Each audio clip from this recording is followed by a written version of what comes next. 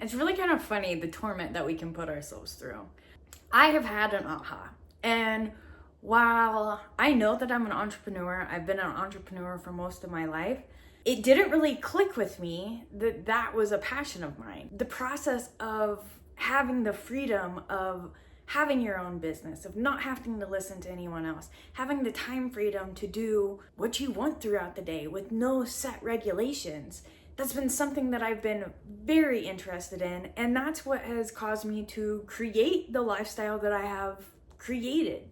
And while I've went through different processes, I really enjoyed hair, and while I learned from the best and I was in a salon setting with other people, I then was able to branch off into my own thing. And while I will admit that within that month of having my own thing and then throwing my little mini tantrum, something that I really missed was the other people. I missed the camaraderie of other people. I was in this one little studio that had no windows, and it felt like a jail cell. It felt less freeing being in this enclosed box than it had whenever I had a set schedule to be at the shop by 9 o'clock and there until 6 o'clock at night. And now that I'm thinking about it, that rigid schedule kind of stems down from whenever I was serving. It was back in a time where I was unaware of workers' rights. I had always worked for mom and pop businesses and never really experienced the corporate side of things. So what I knew was the expectation of you're here to work and there are no breaks. If you get it, the only way you get a break is if you smoke. And then if we're not busy, then you can maybe step out for 5 or so minutes, which that pattern carried on for a good portion of my life and many of my serving jobs and my bartending experience, and then even carried over a little bit into the hair world, which the hair world was a completely different environment. Yet I still carried on that break as my time, which required that little gnarly habit as well. And so to be into my own studio, my own boss, I didn't really realize that I had carried that on until I completely did a 180 and was like, well, I am the boss. I don't have to be here. I can just do what I want and my clients will follow. And they did. I have great clients that have followed me throughout my weird situations that I've dealt with in the past few years. But I also realized, looking back, where I could have done things way differently, way more cohesive. And it really all starts with those old frameworks, those old habits of what I thought, how I thought things had to be. Taking those stories of how previous situations worked out and not so much tweaking them, but almost completely rebelling from them. So now that I'm in this new cycle of entrepreneurship, working on this online side, working on this make money from home situation, the struggle has been real. While it's all brand new, I am very much a physical, use my hands to create person. The only way that you can grow is to adapt with the times. And while not everybody is going to want to adapt to the times, not everybody is inclined to adapt with the times, for me, myself, and I see this as an opportunity. I see this as a way to go after those dreams of mine. I feel like I'm here for more. There's more to life than just working. And becoming sober and realizing that autopilot Groundhog Day was not what I wanted to continue my life to be. The only way that you can change is by taking a change, by taking that risk and making the change in order to create the change. And so here I am. And while I've been super discouraged because I've been in my own head and I've been stressing and trying to make this extraordinary new lifestyle for myself, like I've said in previous videos, it all comes down to the basis. It all comes down to the basics and the fundamentals And whenever you're learning something new, you can't expect to know the whole ins and outs right at the beginning. You have to work your way through. You have to build up that confidence, and you have to build those skills that you may have never ever done before. And while a lot of these skills, a lot of this knowledge that I have been coming across has been pretty much the same repetitive information, you have to use the information, you have to embody, you have to actually use the tools and the information that you are learning in order to grow, in order to build upon them, and to succeed in whatever you're wanting to do. It's such a simple concept, yet whenever you are so much, let me take that back. Whenever I was so much inside my own head, I was so much worried about point A to Z and everything in between, along with the fact of worrying about, well, is this gonna work? Is this a waste of time? Or the stress of, I need to make this, I need to do this, like I'm doing this so that I can make so much money. I'm doing this to have this freedom. That I had moments within these last few years where I had the money. I was in control of my own freedom, and yet I still had those same beliefs of working at that Chinese buffet, that I had to be doing something, and that something at the time for that job was maybe productive for that environment, but to have to be doing something, there was a realization not too long ago that just doing isn't being productive. Creating that structure, being your own boss, is creating that structure and coming to those priorities that are required in order to move forward. The busy work that may have been part of you getting paid hourly is not needed whenever you are doing your own thing. There comes a time where you have to really focus in and understand what is important and what is not. Now, I love to learn. So for me, my busy work was continuously taking in all this information, learning everything that I needed to learn. But then when it came down to implementing it and actually utilizing what I had learned, those were the priorities. Those were the things that really needed to be embraced in order to push through into the next level, in order to actually establish what it is that I was learning. And there was fear there. There was still that worry and that doubt, along with that, well, we have to be doing something. We have to be working towards something. And so we're doing all this busy work, and it wasn't accomplishing anything. It was like a hamster in a hamster wheel. There was stuff happening, but that stuff that was happening wasn't building upon each other. It was useless. So now I have had this conclusion within myself of taking that next step, of structuring and taking responsibility for moving forward. Yesterday, I spent the day just being with myself.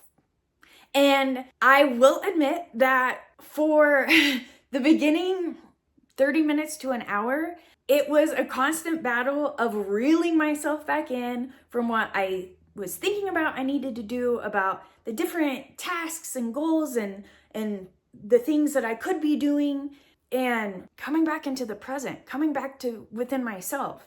It really all started with being aware of my emotions, sitting with myself. Because even within my own mind, just the rambunctious back and forth of past experiences to future experiences, what needs to be done, what the things that I want, it's just this ping-ponging effect, where meditation definitely helps clear out my mind. I feel as though I had been using it as a crutch, and I wasn't taking that initiative. I wasn't taking that responsibility for what action I wanted to move forward with. I had this idea, but there was no structure to it.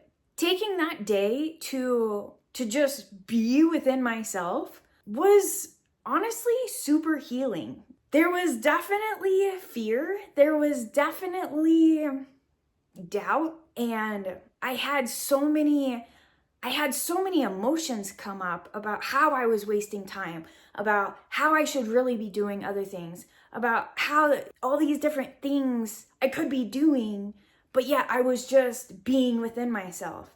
And then I finally let it go. To some extent, it was inner child work. It was coming into terms within myself from my inner being, feeling the emotions, actually sitting with them.